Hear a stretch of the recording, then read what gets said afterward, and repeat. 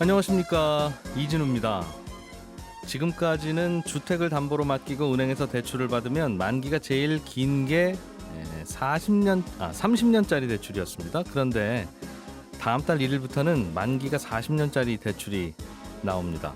만기 40년짜리 대출은 원금을 40년 동안 나눠서 갚는 거라서 매달 내는 돈이 줄어들기 때문에 부담이 적을 거라는 건데요. 잠시 후에 이 내용을 자세하게 좀 살펴보겠습니다. 영국에서 완전 자율주행 선박이 출항을 했습니다. 그러니까 3주 동안 바다를 건너서 미국까지 가는 배인데 아무도 운전을 안 해도 스스로 간다는 뜻이겠죠. 완전 자율주행 선박 기술은 지금 어디까지 와 있는지, 그리고 기술적으로 난관은 또 혹시 어떤 게 좀 더 남아있는지 알아보겠습니다.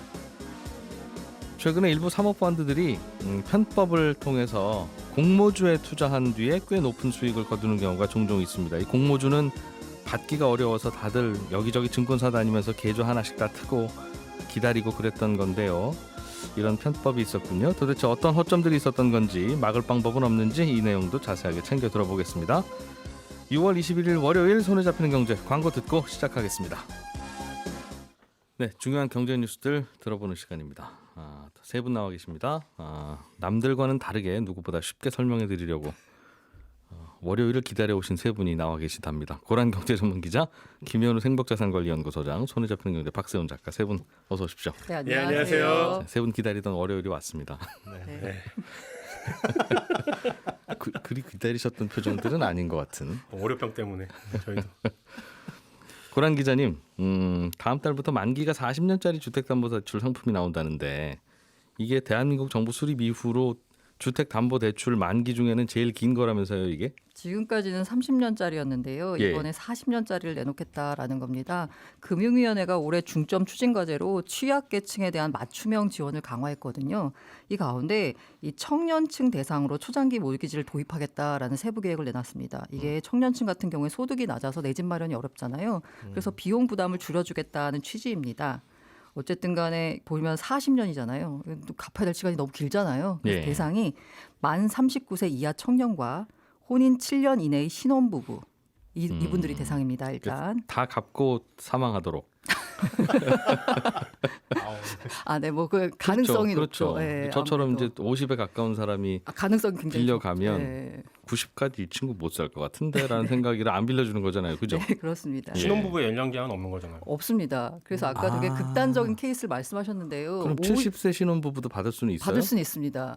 네. 이거는 수년과는 관계 없는 거네요, 그러면. 네, 극단적으로 얘기하면. 네. 근데 어쨌든 초, 죄송합니다. 초혼만 가능합니까? 네. 알겠습니다. 정책을 수립할 때는 신혼부부의 경우 초혼만 가능한가요? 저는 초혼만으로 알고 있는데 소장님이 하실 말씀 있는 것 같은데요. 아니요. 저는 초혼만은 아닌 걸로. 것 같아요. 네, 김현우 소장님은 결혼한 지 결혼에 아직 관심이 없어서. 네. 이 부분은 제가 확인해 보겠습니다. 초혼만 되는지는요. 예, 어쨌든 신혼부부의 기준은요. 혼인 7년 이내입니다. 네. 그렇게 해서. 네, 이분들 같은 경우에는요. 그래서 40년 만기 고정금리로요. 보금자리론과 적격대출을 이용할 수 있습니다.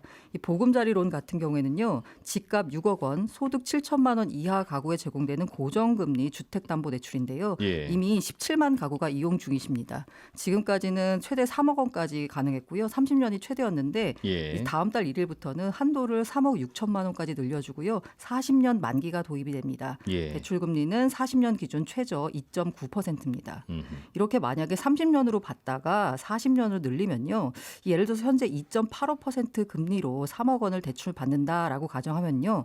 30년 만기일 경우 지금 현재는 124만 1,000원씩 갚습니다. 한 달에? 네. 예. 그런데 만약에 40년 만기로 늘리면요. 한 달에 갚는 비용이 105만 7,000원으로요. 한 15% 정도 매달 갚는 비용이 줄어듭니다. 예. 아무래도 부담이 줄어드니까요. 모기지 받기가 더 마음이 편하겠죠. 두 번째가 이제 적격 대출인데요. 여기는 예. 더 쉽습니다. 주택 가격 9억 원 이하면 최대 5억 원까지 받을 수 있는 정책 모기지 상품입니다. 이게 주택금융공사가 은행 대출 상품을 모아서 유동한 모기지 담보부 증권, 이 MBS를 발행해서 재원을 마련을 합니다. 이거 같은 경우에는 소득 제한은 없고요. 대출 한도도 5억 원까지 높아지지만 담보인정 비율 LTV나 뭐 DTI 규제를 일반 시중은행과 동일하게 적용을 받습니다. 예. 대출 금리도 보금자리론보다 비싸서요. 연 3에서 3.84%까지 은행마다 다르게 책정이 돼 있습니다. 이것도 고정금리죠, 그죠? 네. 결국 요점은 정부가 빌려주는 또는 정부가 중간에 끼어서 뭔가 혜택을 주는 대출이 우리나라에 보금자리론 적격 대출 두 가지가 있는데 네, 맞습니다. 하나는 6억 이하짜리 집 살 때 또 음. 하나는 9억 이하짜리 집 살 때. 네. 요 대출이 종전에는 30년 만기가 최대여서 월 부담이 좀 있었습니다만 40년 만기로 늘어나면서 월 부담이 조금 줄어들기는 한다. 이게 네. 요점이네요. 그죠? 네. 그냥 시중은행에 가서 40년짜리 빌려주시오 하면 그건 안 되는 거고 예를 들면 10억짜리 집 살 때는 안 되는 거고. 네, 그건 안 되고요. 근데 예. 어쨌든 대출을 받을 때도 은행을 가는 건 맞습니다. 아, 그렇죠. 예, 은행을 찾아가서요. 예를 들어서 연 3%대 40년 만기 주택담보대출 신청한다라고 하면 나는 은행에 가서 신청하지만 실제로는 은행이요. 이 주택담보대출 관련 원리금을 상환받을 권리 이걸 예. 주택금융공사로 넘깁니다. 그럼 주금공에서 이 권리를 기초자산으로 MBS를 발행해서 대출 지원을 마련을 하고요. 근데 이게 40년이잖아요. 처음 나온 거고 좋은 거였으면 왜 지금까지 안 했냐는 얘기가 당연히 나오겠죠.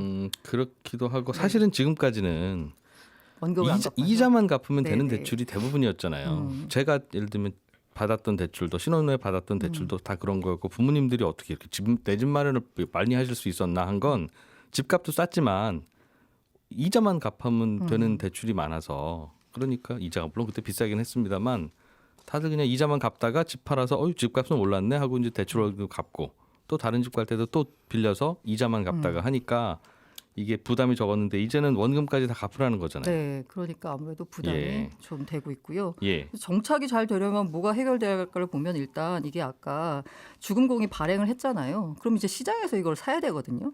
이 40년짜리를.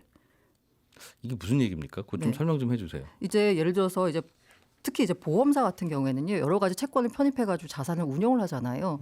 10년짜리를 할 수도 있고 20년짜리도 할 수 있고 여러 가지를 이제 할 수 있잖아요. 예. 40년짜리 고정으로 갖고 간다는 얘기는 금리 변화에 대해서 그만큼 노출 위리스크를 자기가 진다는 얘기잖아요. 그 뭐가 잘 모르겠냐면 은행 가서 대출 받는데 왜 주금공이 갑자기 튀어나오는지 모르겠어요. 아, 제가 아까 말씀드린 대로 저는 예. 은행을 가서 이제 그 대출을 받지만 예. 제가 보기에는 뒷단에는 이 은행이 제에 대한 그 권리를 다 주금공으로 넘깁니다. 주택금융공사한테 다 넘기고. 넘기면 주금공이 저와 같은 사람들 여러 명 있을 거 아니에요. 예. 그걸 다 모아가지고 기초자산을 한 다음에 이걸 묶어서. 기초자산으로 하는 채권을 또 발행을 합니다. 나한테 돈 빌려줄 돈 마련하려고 결국 네네, 지금. 맞습니다. 네네. 예. 예. 그게 이제 MBS인데요. 그럼 이게 이제 다 팔려야 되잖아요. 그렇죠. 시장에서. 누군가가 이 채권에 투자를 해야 그 돈으로 네. 결국 돌아서 나한테 돈 빌려주겠죠. 일단 주금공을 보니까요. 예. 그 기존에 이제 라인업이 1년물에서 30년물까지 총 9개가 있고요. 네. 40년짜리 나오니까 40년물 발행을 하느냐라고 봤더니 주금공에서는 이게 주금공에서 판단하기에도 야, 만기가 40년인데 아마 40년까지 이거 들고 간 사람 별로 없을 거다라고 생각하고 있더라고요. 중간에 아마 갚을 거다라고 이제 생각을 하고 있어서 예. 40년물을 따로 발행하진 않고 기존 30년물이 있으면 필요하면 리볼빙하는 방식으로 이제 운영을 할 거고요. 그럼 이제 정부 입장 같은 경우에는 그럼 30년짜리가 나오면 이게 잘 될까를 보면 30년짜리가 지난해 10월에요. 시범 발행을 한번 해봤습니다. 네. 100억 원 규모로. 예. 그랬더니요. 100억 원 규모로 발행했는데 800원이 몰렸어요. 그러니까 시장에서 꽤 인기가 있네라고 판단한 거라서 예. 정부 입장에서는 이거 발행해도 시장에서 팔리는데 문제가 없다는 거고요. 이를 위해서 주금공 같은 경우에는 5월에 500억 규모 유상증자도 알겠어요. 마쳤습니다. 아, 그러니까 40년 동안 고정금리로 돈 빌려주는 거니까 맞습니다. 그 사이에 금리가 많이 올라버리면 돈 빌려준 은행은 손해를 보는 건데 네. 은행이 그 손해 볼 각오를 하고 이 대출을 해줄 리가 있습니까? 이제 이 질문인데 그래서 은행이 빌려주는 게 아니라 네네. 주택금융공사가 시중에서 혹시 30년짜리 채권 사실 분 손들으라고 해서 그거 사는 분들한테 돈 받아서 맞습니다. 우리 돈 빌려주는 그 네네네. 역할을 한다는 거군요. 네. 음. 그리고 또 하나의 문제가 바로 예. 정년 60세예요. 그 무슨 말이에요? 이게 40년이잖아요. 예. 그러면 30세에 받아도 70세거든요. 그렇죠. 그러면 예. 60세까지는 소득이 있는데 그 다음부터는 소득이 없잖아요. 정년까지 가는 직장이 또 많지 않지 않습니까? 이걸 예. 어떻게 잘 받을 수 있을까? 이게 대출금을 갚지 못하는 사례가 나올 수도 있을 수도 있는데. 아, 혹시 떼일까봐? 네, 예. 이게 좀 우려가 된다는 상황입니다. 집인데요, 설마? 라고 생각하고 빌려주는 네네. 거겠죠. 네, 그렇겠죠. 네네. 그리고 집값 다 빌려주는 것도 아니잖아요. 네, 맞습니다.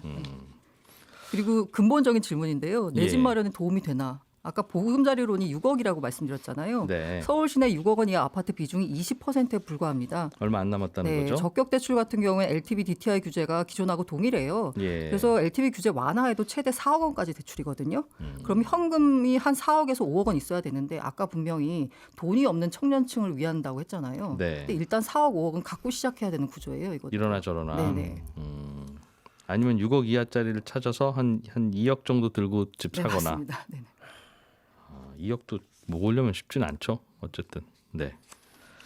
이게 DSR을 맞추는 목적으로는 쓰기가 좋을 텐데 맞아요. 원리금이나 연간 원리금 상환이 줄어드니까요. 근데 전체적으로 따졌을 때 이자 부담은 굉장히 많이 늘어나기 때문에 네. 아마 청년이나 신혼부부가 빌리더라도 중간에 40년까지 안 가고 갚아야 될 가능성이 매우 높습니다. 그리고 그 집 팔면 갚을 수밖에 없잖아요. 네, 그렇죠. 한 집을 사서 40년을 보유한다는 건 특히 정말 우리나라처럼 그 둘이 살기 좋으나 교육에는 안 좋은 뭐 혹은 아니면 교육에는 노후될 좋으나 뭐 물가가 비싼 내지 그런 그 여기저기 지역별 특성이 있는 그런 도시 환경에서는 40년 40년 못 살아요 한 곳에. 예, 네. 살 수는 있겠습니다만. 네.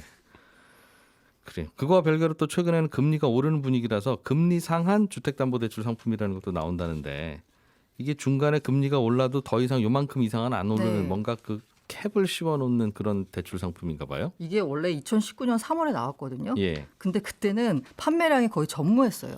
왜냐하면 당시 보면 금리가 낮아지는 추세였는데 예. 굳이 이자를 더 주고 내가 캡을 씌울 필요가 없는 거죠. 음흠. 그래서 이른바 이제 망했던 상품인데요. 예. 근데 최근 들어서 보니까 우리나라나 미국이나 자꾸 금리가 오른다고 하니까 금융당국 입장에서는 이게 변동금리가 너무 많다 보니까 리스크가 커진 거예요. 예. 그래서 이 상품을 한번 다시 내놓자라고 해서요.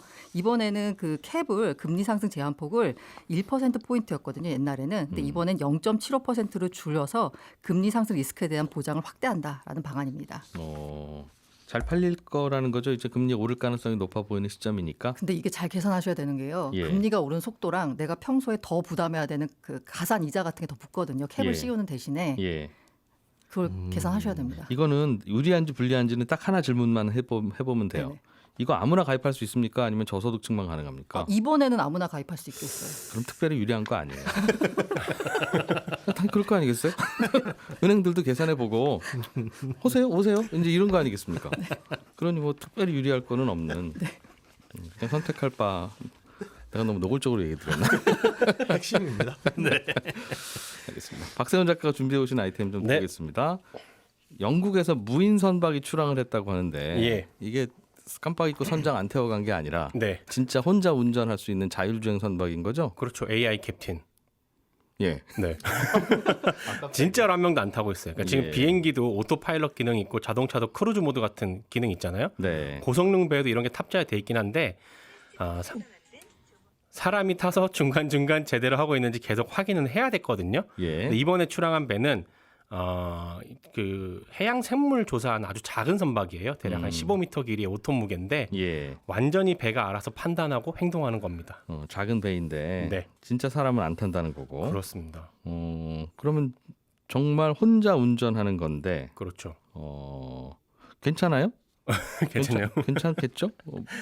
어떤 식으로 운영이 되냐면 예. 레이더랑 GPS로 방향 잡고요. 예. 돛대 비슷한 거에 카메라 6대 달아서 전방에 뭔가가 나타나면 사진을 찍고 그걸 배에 탑재된 AI에 전송을 하면 AI가 그 이미지를 인식해서 이건 장애물이다. 그럼 판단하고 피해가는 겁니다.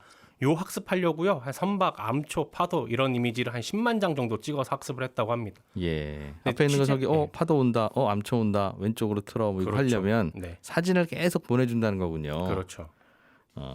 그런 방식이다. 자율주행 자동차랑 비슷하네요. 비슷하죠. 예. 비슷한데 기술적으로 어떤 어려움이 있냐면요. 쉬울 것 같은데요. 그러게. 그죠? 우리가 생각할 때는 무리해서 다니는 거는 좀 편하잖아요. 장애물도 없고 편할 것 같은데 갑자기 취재하면서 무단횡단하는 들어보니까 사람도 없을 거고 배 위에서는 어려워요. 무리해서는. 결론부터 말씀드리면 굉장히 어렵습니다. 그래요?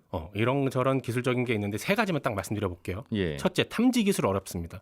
무슨 얘기냐면 무인 자동차 같은 경우는 도로로 일정하게 달리다가 내 눈앞에 뭔가 갑자기 툭 튀어나오면 그게 사람이든 차든 아니면 장애물이든 뭐든 피하면 되잖아요. 네. 그죠? 정지하거나. 정지하거나. 네. 바다는요. 파도가 갑자기 일어나요. 그러니까 도로로 치면 도로가 갑자기 일어나는 거예요. 자동차로 치면. 그건 피할 필요가 없는데 그걸 파도는. 피할 필요는 없죠. 그런데 예. 이게 파도인지 암초인지 선박인지 구분이 안 됩니다. AI 눈에서는 AI 눈에서는 아직 이게 그냥 탐지가 무조건 안 돼요. 피하라고 하면 파도가 너무 많아서 그러면 바다 못 안 다니고 되죠. 파도만 빼고 나머지를 피해야 되는데 그렇죠. 탐지가 파도냐 안 돼요. 비파도냐의 구별이 잘 안 된다. 그리고 바다는 멀리 나가면 와, 가로등이 없잖아요. 밤 되면 난리 나요. 구분이 안 돼요. 안 보인다 네, 그것도. 거기다가 안개 끼면요 더 난리 납니다. 근데 그거 어떻게 알까요? 암개 낀데 암초 나오면 미리 알고 피해야 되는데 레이저로 쏩니까? 그게 안 된다는 거예요 지금. 탐지 그 기술이. 기술이. 그게 어렵기 때문에 아주 작은 선박들 같은 경우는 뭐 예. 가다가 약간의 피해가 있을 수도 있지만 지금 핵심은 큰 화물선이나 유람선을 만들어야 되는데 이건 진짜 암초 걸리면 큰일인데. 난리 나잖아요. 근데 이 탐지 기술이 아직까지 기술이 제대로 개발이 안 돼 있어서 어렵다는 게 있고, 두 번째, 예. 탐지 기술이 개발이 돼서 정말 명밀하게 다 구분이 된다고 해도 요걸 피해가는 기술이 있어야 되는데, 작은 배들은, 자동차는 그냥 핸들 틀면 바로 움직이잖아요. 자동차가. 예. 큰 배들은 살짝 튼다고 해도 바로 움직이지도 않고 아. 왼쪽으로 1도 트느냐 3도 트느냐 5도 트느냐에 따라서 배가 움직이는 궤적이 완전히 달라지거든요. 요 기술이 아직까지도 잘 안 되고 있습니다. 결국은 깜깜한 밤에 안개 낄 때 저 앞에 있는 걸 알아내는 기술이 나오지 않는 한 그렇죠. 무인 선박은 잘 안 되겠네요. 그렇습니다. 하나만 더 말씀드릴게요. 통신 예. 기술. 예. 자동차는 도로에서 달리다 보니까 여기저기서 계속 실시간으로 중계를 할 수가 있잖아요. 배는 안 됩니다. 망망대해 나가면 LTE 안 터지거든요. 예. 지금은 인공위성으로 찍긴 하는데 대략 10분에 한 장 정도 받고 있는 수준이래요. 근데 이게 실시간으로 뭔가가 돼야 혹시라도 무슨 일이 터지면 통신으로 제어를 하든지 뭘 할 텐데 예. 요게 안 되고 있어서 대략 한 2035년쯤 돼야 이제 화물선을 해볼 수 있을 정도라고 합니다. 기술적으로는. 이거 이제 개발하는 분들이 하는 얘기라는 거죠. 그렇죠. 개발하는 분들. 자율주행차는 2025년쯤 되면 막 돌아다닐 거라고 이미 사실 만들었다고 하는 분들이 되게 많은데 네. 배는 굉장히 겸손하네요. 빨라야 앞으로 한 14년? 그렇다고 합니다. 지금은 기술이 어디가 제일 앞서 있습니까? 지금은 주로 이제 한국, 중국, 일본 세 나라 배 만드는 나라들이 요거 하고 있는데 조선하는 나라들이. 그렇죠. 유럽은 뭐 아주 작은 배들만 만들고 있고 일본이 제일 앞서고 일본이 제일 있겠네요. 앞서 있습니다. 그나마 이제 도킹, 그러니까 배를 항구에 주차시키는 기술 거기까지는 일본이 됐다고 하더라고요. 그거야 뭐 암초도 없고 아무것도 없는 부도 안에서 하는 근데 거니까. 그게 또 어려워요. 배를 주차시키는 게 자동으로 쉽지가 않습니다. 파도도 있고 노을도 있고 해가지고 어렵다 그러더라고 이게. 다 그 어렵다고 생각하면 어려운 거예요. 할 수 있다고 생각하고 개발을 하셔야지. 그렇게 전해드리세요. 할 수 있다. 알겠습니다. 자, 김현우 소장님, 네. 공모주 이거 한 주 받으려고 우리 굉장히 노력했던 거 아니겠습니까? 그렇죠. 줄 서고 막 예. 그랬었죠. 증권사 앞에서. 그런데 사모펀드를 만들어서 어찌어찌하면 이걸 많이 받을 수 있어요 뒤로? 그러게요. 그런 꼼수가 가능했었습니다. 아직까지도 사실은 7월 전까지는 가능한데 네. 이게 이제 기업 공개를 통해서 그 대가로 자금 모으고 주식을 주는 게 공모주인데 네. 상장 후에 가격이 많이 오를 것 같은 기업의 주식을 미리 받겠습니다 하는 거잖아요. 그러다 보니까 경쟁이 몰리고 이렇게 경쟁이 많아지면 돈이 많은 사람들 순서로 혹은 이제 균등 배정 방식을 통해서 조금씩이라도 나눠주기는 하는데 이게 전체적인 물량 중에 자격별로 배분이 되어 있습니다. 일단은 한 절반 정도는 일반인과 그 회사를 다니는 우리 사주에 배분이 되고요. 예. 절반 정도는 기관한테 배분이 되는데 전체 물량 중에 한 35%는 하일드 펀드라는 이 기관과 그다음에 코스닥 벤처 펀드라는 곳에 우선 배정을 해줘요. 예.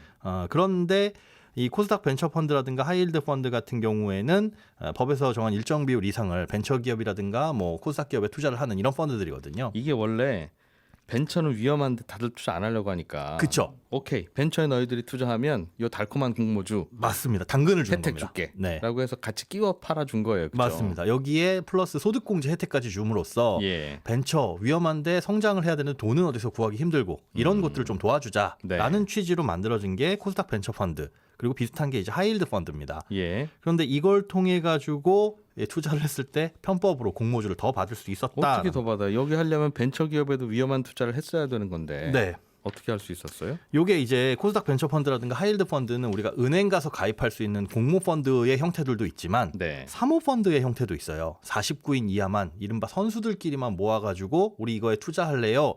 라고 하는 펀드는 규제가 그렇게 크지가 않거든요. 10명이 모여서 우리 코스닥 벤처 펀드 할 겁니다. 해도 된다는 거죠? 그렇습니다. 10억 예. 이상의 자본금만 있으면 사모 자산 운용사를 만들 수 있고요. 예. 거기서 그냥 펀드 하나 만들어가지고 저희는 코스닥 벤처 펀드입니다. 하면은 된다는 거죠. 물론 이제 코스닥 벤처 펀드라든가 하이힐드 펀드 같은 경우에는 뭐 전체 자금의 몇 % 이상을 코스닥 기업이라든가 하이힐드 채권에 투자해야 된다라는 규정은 있기는 있습니다. 예. 하지만 그런 간판을 달아놓고 예. 이런 공모주에 청약을 하다 보면 예. 다른 펀드 같은 경우에는 그 펀드의 순 자산 비율만큼만 청약을 할 수가 있었어요. 예. 순 자산만큼만. 즉 예. 그 펀드에 1,000억이 있으면 1,000억을 넘어서는 청약을 할 수가 없는 거죠. 네. 그런데 하이힐드 펀드 같은 경우는 그 규제에서 벗어납니다. 그러다 보니까 하이힐드 책 사모펀드인데 여기에 자산이 10억이다. 네. 그런데 이론적으로는 100억이든 1000억이든 써낼 수가 있는 겁니다. 그 공모주 청약의 신청을 예, 그렇습니다. 그러다 보니까 실제로 작년 SK바이오팜 2천억 규모의 공모 펀드는 전체 물량 중에 1% 조금 넘게 가져갔는데 네. 그거보다 훨씬 규모가 작은 사모펀드에서 전체 물량 중에 7%를 받아간 경우도 있어가지고 여기에서 이제 허점이 발생하다 보니까 그러니까 증거금을 안 내고 숫자로만 써내도 오케이. 그렇습니다. 기관에 너희들은 그만큼 증거금 낸 걸로 치고 비례해서 나눠줄게를 한다고요? 그렇죠. 거기다 몰려줬는데 그마저도 이제 공모주 펀드는 전체 자금 규모 내에서 해줬었는데 이 하이힐드 사모펀드는 그게 없다 보니까 다 받아간 거죠. 그리고 코스닥 벤처에는 나중에 투자하든 말든 그건 알아서 하는 거고. 심지어 거기서 받은 것들을 안에 있는 특정인에게 몰아준 거나 아니면 그 이후로 사모펀드를 해산하는 경우도 있습니다. 아, 받고 공모주 받고 그냥 펀드는 이제 차입하고 더 이상 벤처 투자는 안 할랍니다. 해산. 네. 그래도 됐다는 거죠. 조금 허탈한 부분이긴 합니다. 허점이 이렇게 이거 있었네요. 뭐 그래서 아직 다음 달 고친다는 겁니까 이거? 이게 7월 1일 이후부터 이 신고를 하는 기업에 한해서 예. 라는 거기 때문에 사실상 이번 달 이전까지 증권신고서를 제출한 기업은 해당이 안 되는데 이 다음 네. 달부터는 그게 막힐 것으로 보입니다. 그리고 그렇게 해산하게 되면 앞으로 이 청약을 할 때 제한상을 한 1년 동안은 청약을 못하도록 제한을 둔다. 이런 페널티 규정도 신설이 이런 걸 됩니다. 법의 허점이라고 봐야 되는지 얄미운 사람들이라고 봐야 되는지 참 합법이긴 한 건데. 네, 아직 정재수 정리는 여기까지 하겠고요. 고란 기지면 준비해 오신 게임회사 상장 얘기는 좀 이따 커피 한잔 하면서 다시 나누도록 해요. 예, 고맙습니다. 고맙습니다. 예, 감사합니다. 저는 11시 5분에 다시 오겠습니다.